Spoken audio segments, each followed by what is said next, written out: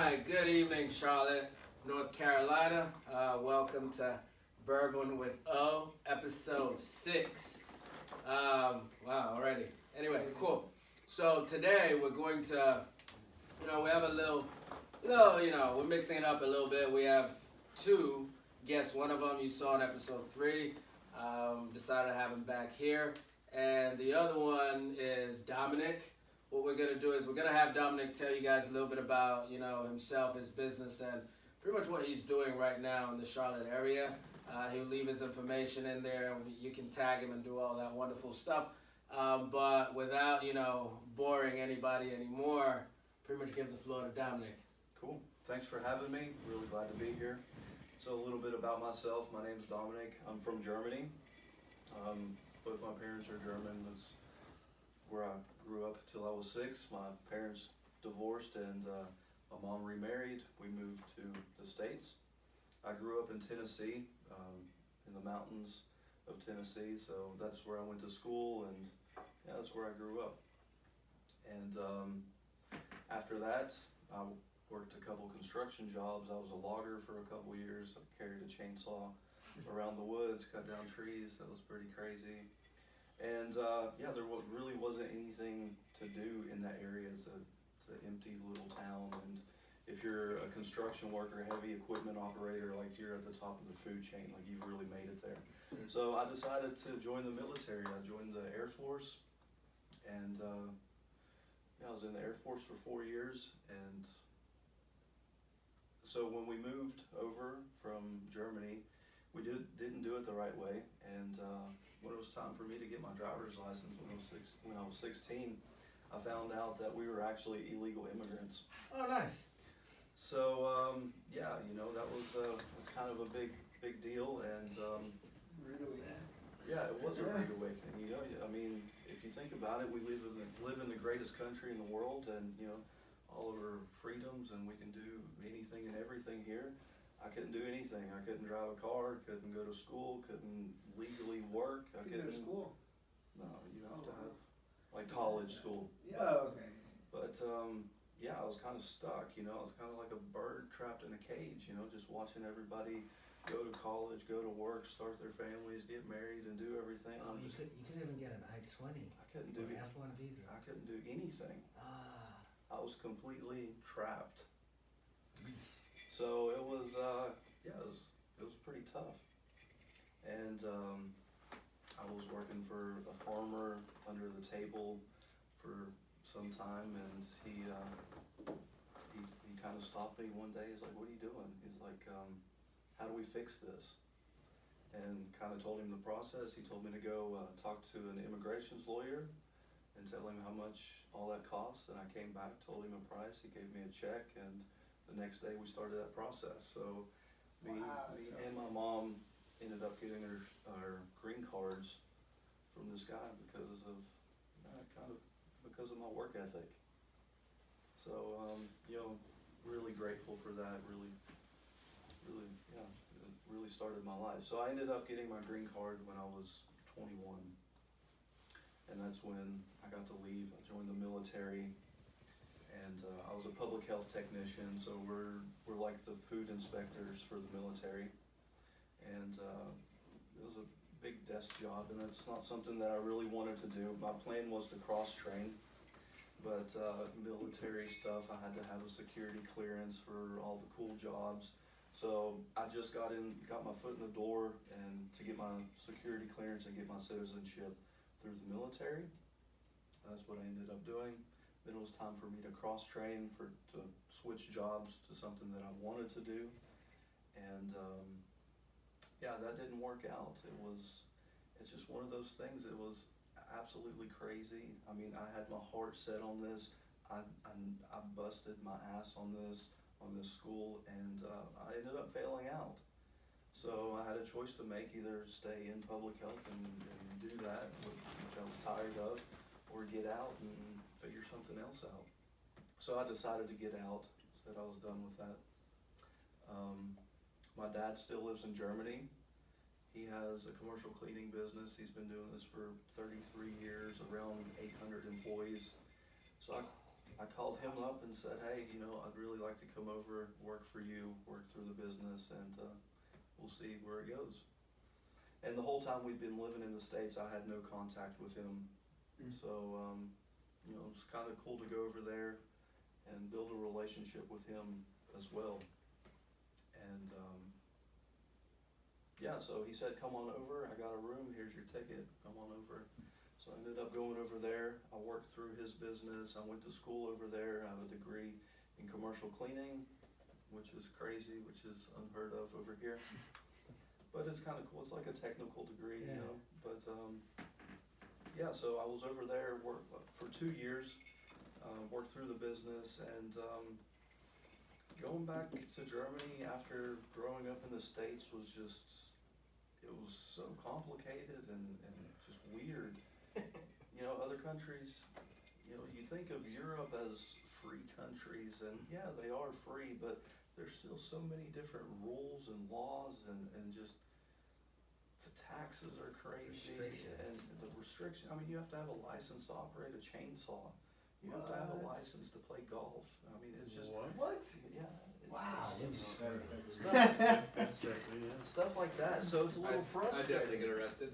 They're driving ranges and apartments there. So, you know, it's frustrating over here. You know, I fought for this country, I served this country, and then I go over there, and it's just, everything's so claustrophobic, everything's so monitored and controlled, and I was just tired of it, so.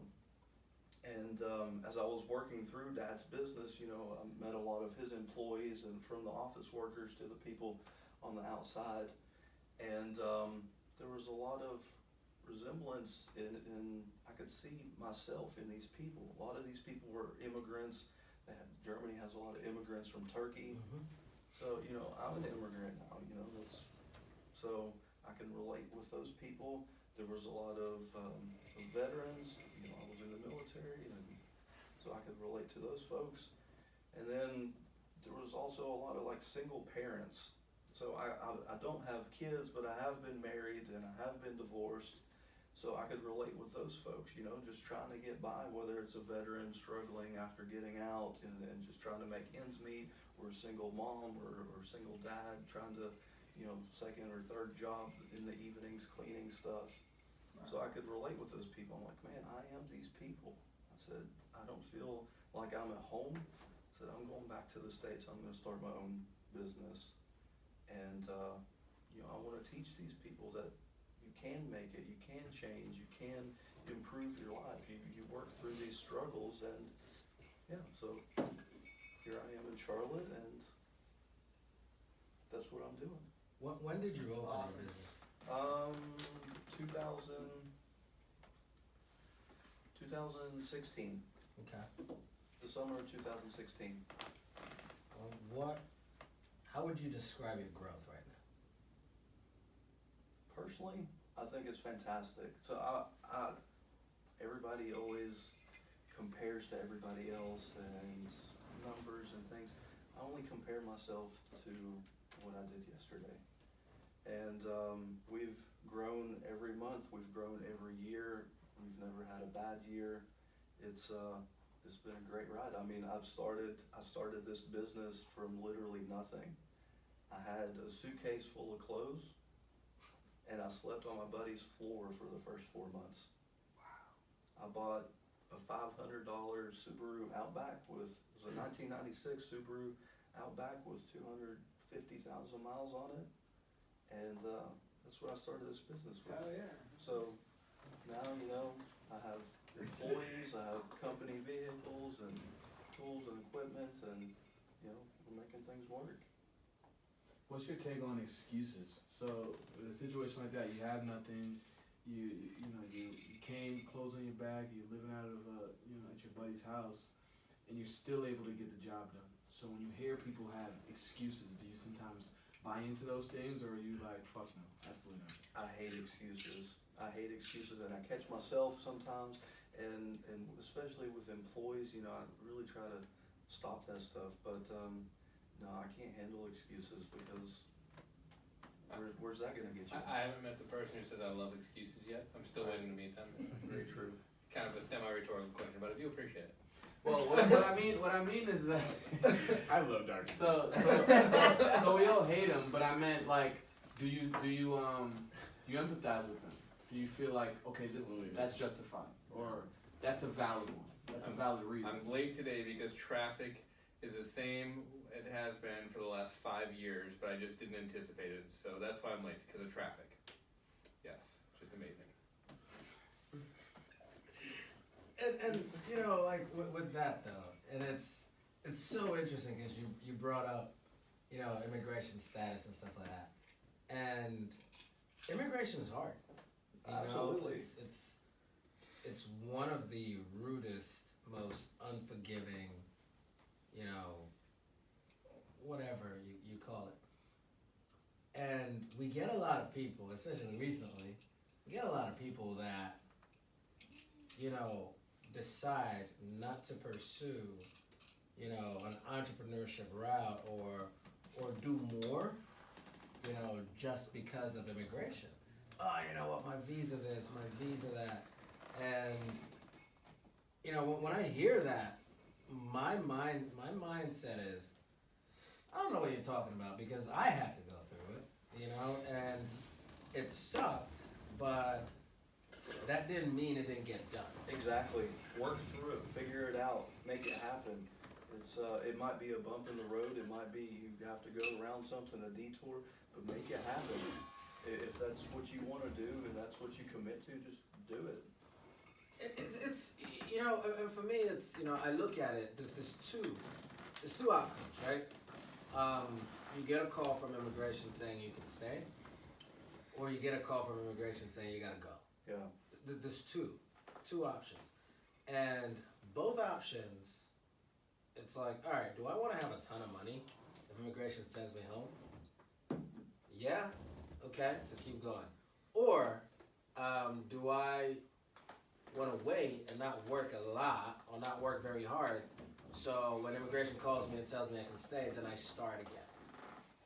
You know what I mean? Right. This is not a personal shot at anybody, and I like that. I'm just saying. It's, you know, it's. Is that what you guys are saying? No. Well, continue, sorry.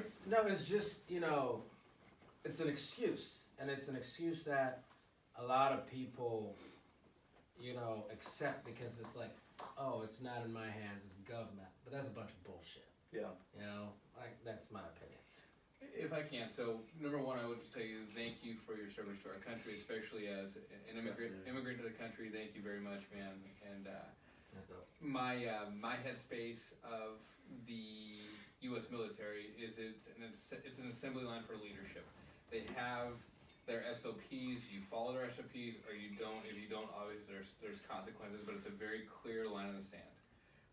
If you had to say what your top 3 leadership principles you took away from going through that assembly line of leadership in the U.S. military, what would you say those top 3 leadership principles are, and how did you apply them to starting your business and running it?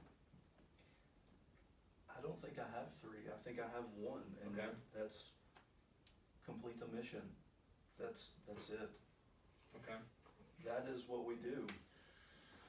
Simple but true, yeah. We have people's lives in our hands in the military, whether you sit at a desk at a computer or you're the guy pulling the trigger out there. Everything has to be perfect, everything has to run smooth and the right way, or people die. And I try to bring that into the business, and I try to show my people excellence in all we do. You know, we have to complete the mission. This is what we have to do. And I don't know if that's really a leadership I trait, but 100% think it is. Yeah. but Definitely. Absolutely.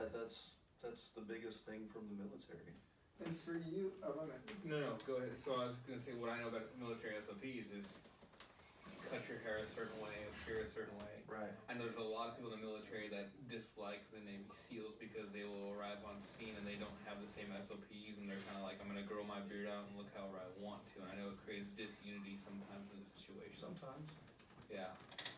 So I guess ultimately completing the mission and the importance of unity and, you know, like going down to like how long your hair can be all pivotal to completing the mission, you would say? Absolutely, everything matters. If it didn't matter, it wouldn't be in there, especially from the military. They have everything, like you said, every little detail planned out, and if it's not important, it's definitely not in there. So, Okay. but with the SEALs and the special ops guys, they do that for a certain reason. They're out there mingling with other people, so we can't necessarily be mad at them.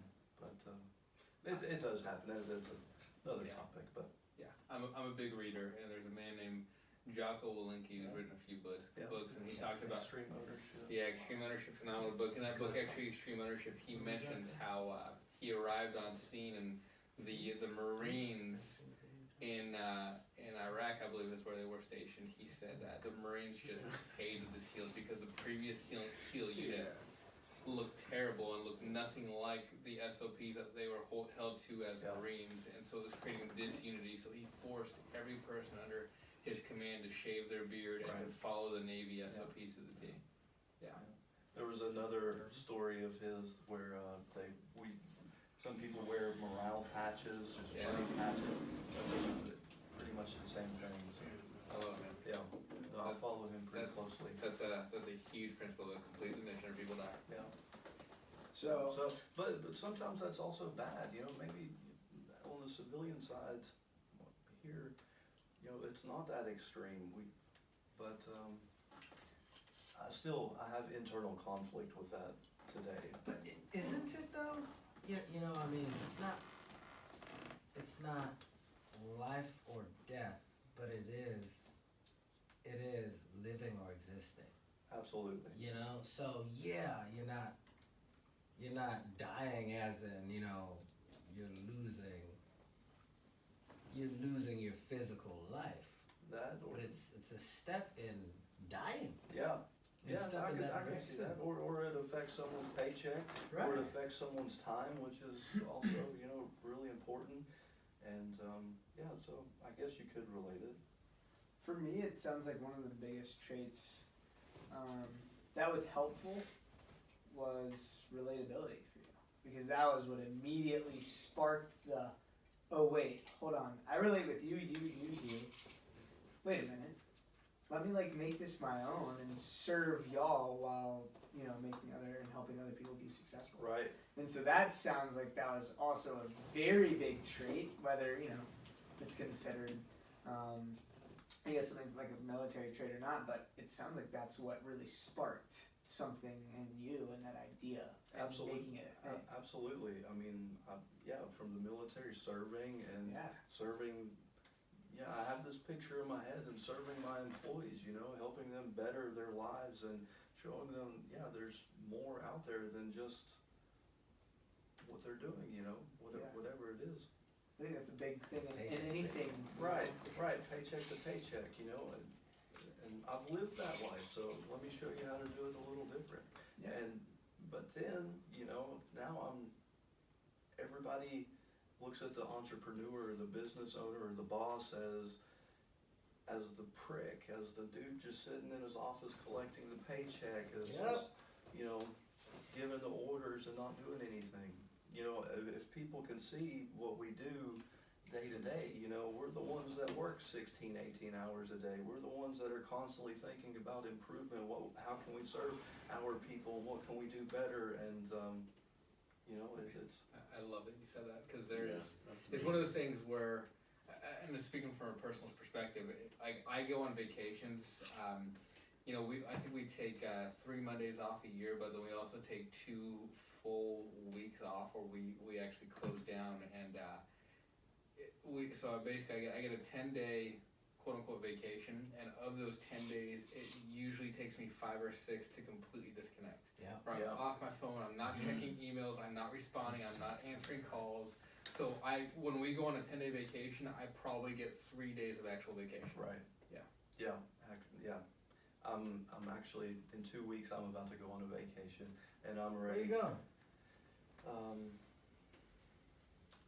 Are you allowed to say? I am allowed to say. Give me a second. I'll think of the name. It's off the east coast of Africa. It starts with an M. It's an I. Madagascar. Mauritius. Mauritius. So I'll be there for a little while. It's awesome. That's awesome. That's nice. You been there? Still everything. No, I've never been, but it's nice. Yeah. Megan. When I saw him thinking for a while, I was like, this is gonna be exotic. Now, Yeah. Megan wants to go to Zanzibar. She wants to go to Mauritius and Madagascar. Nice. Yeah. So it's a family. And Las Cruces. I don't know why. White Sands. I want to ask you about creating like unity and a certain level of like a work environment that people like or people love actually. So me and Matt we're listening to this podcast thing today, and they were talking about in business you have colleagues and you have coworkers, and in the military you have brothers and you have sisters. I think that it's a huge difference between saying I like my job, meaning I enjoy it, whatever, the pay is good, and then saying I love my job, which means I don't want to work anywhere else. I don't want to leave. I don't want to work with anyone else. I love the people I work with. How do you think that's created in business? Because it's a common thing. In the military, it's like, that's my brother. That's my sister. And in business, you don't get much of that. But when you do, you don't have churn as much. People aren't quitting. People are sticking around. How do you think you create that in business? That's a great question. That's $1 million question, right? I mean, I had to make up with the silly one, apparently. Let him know. I'm messing with you, Grant. Perfect. I love that. you know, that's tough. I try to bring. Does that make sense, though? Yeah, I mean, it absolutely does. We were brothers and sisters in the military. I miss those things from the military, the camaraderie. You know, anytime somebody moved in, we were all there helping unpack the U-Haul or packing it up when somebody's leaving. We were all always there for all the new babies, all the weddings, all the whatever. We were always there for each other. And yeah, I miss that camaraderie and that teamwork. And I try to bring that into business a little bit. And yeah, it's doing things besides just work constantly. You know, we're very, I think about work from the time that I wake up till the time I go to bed. And you know, not everybody's like that, but I try to bring some other things into play, whether it's just going out to lunch as a team or just talking about life or you know, talking about some personal development stuff or doing something, you know, going for a hike or whatever. Mm-hmm. So, you know, I think that's where that teamwork, that camaraderie, where people really start to care about each other instead of, you know, me just sitting in my chair saying, do this, do that, go here. Right. So. If I can piggyback, one of the things that I believe helps build that camaraderie is suffering together. Absolutely. 100%. Yeah. I love that. Yeah, because when you go, I love that. I love that. Embrace the You bond. know, look at each other and like, yeah, we made it through. We're in the this. trenches together. 100%. Exactly. Yeah. You know? Yeah. Couldn't agree more. So So simple. That's when you get to know someone too. applying that to business, it's the same thing. It's I love it when I get the opportunity to hire 2 or 3 people at the same time, so they're all learning the same thing. Every time I've done it, like the last time I had the opportunity to hire multiple at the same time, they're still with me. Because it's like I almost can't give up on you because you didn't give up on me. It's like it's like I love my job. We have this group thread growing, and I'd say it's mostly women. So I've learned that women are way grosser than men. Holy You didn't know that? dude! They tell some nasty Yeah. jokes, man.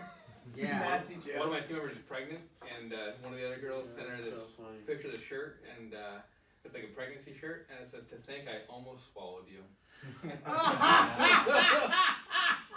Wow. Is that allowed to be said? It is. It is. Absolutely. And that's on the group. 100%. That's on my company's group thread. Oh, that's a great shirt. Yeah. There you go. Oh my god. I'd get shocked if I bought that shirt for Megan. Yeah, she'd be a single mom. Yeah, you know, By choice. He's gonna get shot. by choice. By choice. No, but you know, but for real though, I mean, like you're 100% right. You know, like suffering together, and the reason I said that was, you know, even with Dante going, like Dante knew me when I was a leader, you know, and there was a time, I think it was November 2011, probably the the worst time we've ever had in this business. Man. And I remember, you know, I remember for the entire month, the leader came out. It's this magazine. It came out, and we're looking at the numbers. And Dante says out loud, he's like, "We only did 24 sales in November."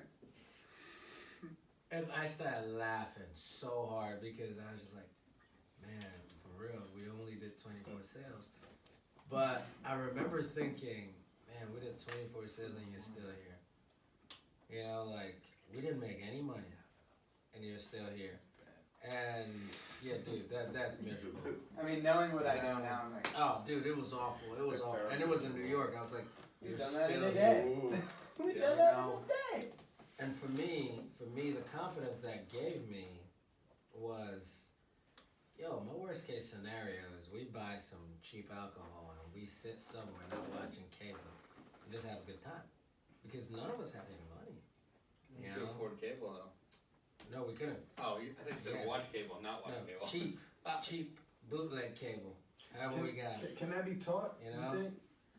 Like a certain level of grit Yeah. and just Yes. fuck it. And no. Fuck it. We're not giving up. We all in. Can that be taught, or do you think everyone has like a kind of? I think I there think is. you can talk. I think there is a bullshit limit. Yes and no. I'm with you on this one. That's my vote. What do Yeah. you think, man? I don't think it can be taught. I think that's just how some people are. I think there's a 10% at the bottom, 80% in the middle, and 10% at the top kind of thing. I agree.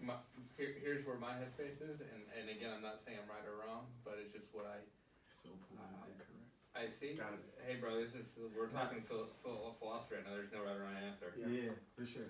I believe that if you create an environment that's worth suffering for, people will I suffer. love you, Dr. Okay. So that, right? That's why I think it can't be taught, but I think everyone has what it takes to fight and die for what they value the most.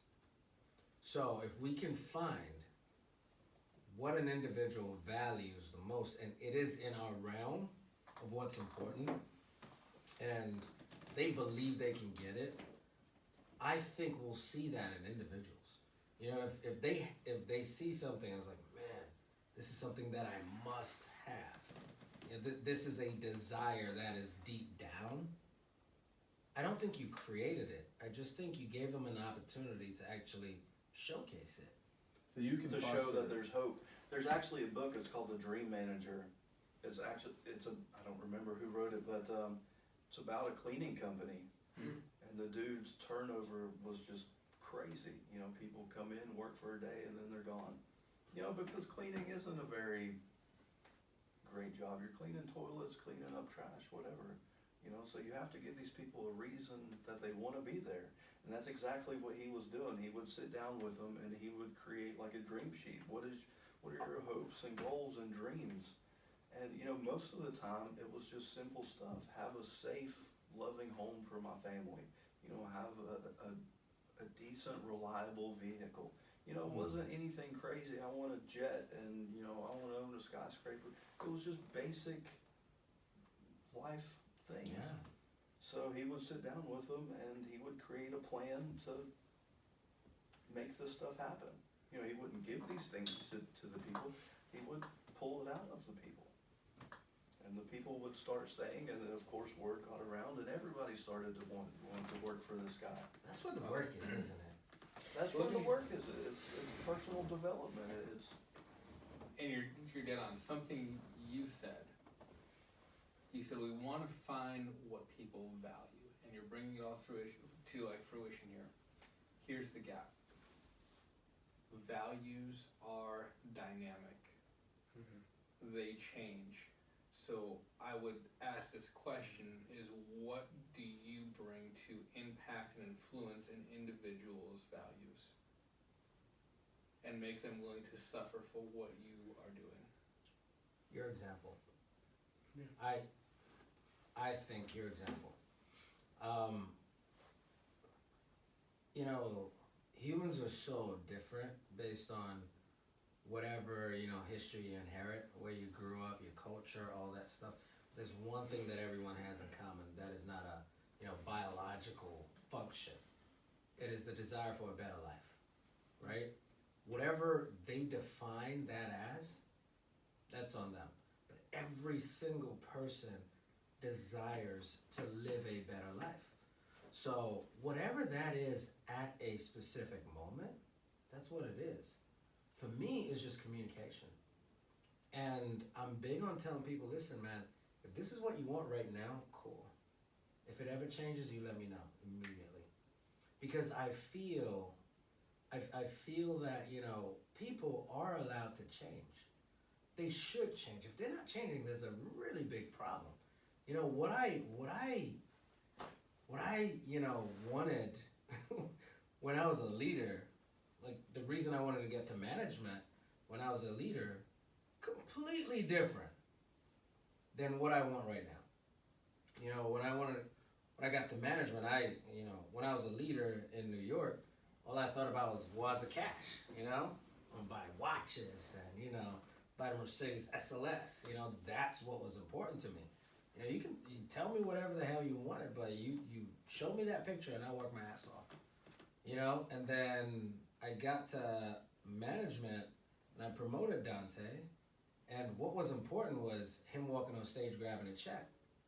It's like my favorite thing when I go to conferences, my guys stepping on stage, grabbing checks. I'm like, dude, I had a part to play in that. What do you say? No, it's like the best thing for me. Now, it's you know, it's like, all right, cool. It's different again, you know, and I hope to God that when people want certain things, I hope it changes. I hope it changes as they grow, and I hope they have the balls and the guts to embrace that change and to say, hey, listen, this was important to me then, this is important to me now, where do we go? But it's just, there's a desire to have a better life, and it's constantly changing, and as long as you can vocalize what you want, I think it's so important to actually be in touch with it. Yeah, I want to speak to that too. So with the values being dynamic, I think that's huge. I think that it's two parts to it. People know shit when they either see it or they feel it. And I think there's an aha moment when, because he's talking about it's your example, and I think it is like, some people don't know what they want. There's a lot of people walking around that don't know necessarily what their values are, and they think they know what their values are until they hit that moment when they see some shit and they go, oh, that's what I want. Or they have an experience and they go, oh, I like the way that this feels. And I think that as a leader to that person, sometimes you have a job to show people the things that sometimes they don't know what's best for them. You know what I mean? They don't know it until they see it or until they feel it. And I said a quote earlier to, you know, we were talking about this in the office today, and it was like, I said to the guys when I was running my meeting, I said there's two types of pain in this world, right? The pain that hurts and the pain that alters. So we were talking about that, and it's just that there's certain things when you feel it, when you experience it, you know that it moves you in a specific direction. And if you're leading people, you have to understand that there's people who are going to be in a situation that they don't know what they don't know, and your values can only go as far as what you know. This is my value this because I've experienced this much of life in this circumference. So if you have experienced more than that person, I think you have an obligation to make them see certain things and experience certain things, and then from that point, their values will change. And I think that it's seeing and feeling, and I think that as a leader, it's your job to make them see and feel things as they're following.